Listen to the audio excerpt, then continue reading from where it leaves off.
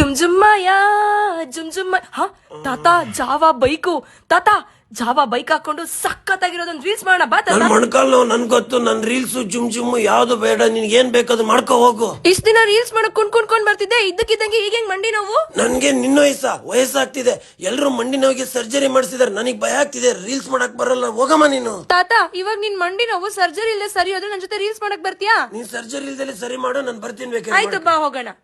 ನಮ್ ತಾತನ್ ಮಂಡಿ ನೋವಿನ ಸಮಸ್ಯೆಗೆ ಪರಿಹಾರ ಹುಡುಕೊಂಡು ನಾನ್ ಬಂದಿರೋದು ಅಂಜನಿ ಪೇನ್ ಮ್ಯಾನೇಜ್ಮೆಂಟ್ ಸೆಂಟರ್ಗೆ.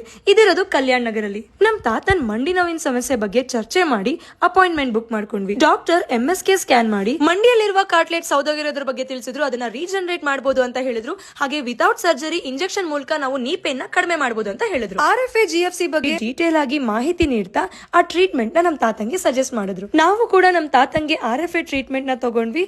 ಹಾಗೆ ಈ RFA ಟ್ರೀಟ್ಮೆಂಟ್ ನ USA ಹಾಗೂ UK ಅಲ್ಲೂ ಕೂಡ ಯಾವುದೇ ರೀತಿಯ ಆಪರೇಷನ್ ಇಲ್ಲದ ಹಾಗೆ ಮಂಡಿ ನೋವನ್ನ ಕಡಿಮೆ ಮಾಡೋಕೆ ಉಪಯೋಗಿಸ್ತಾ ಇದ್ದಾರೆ.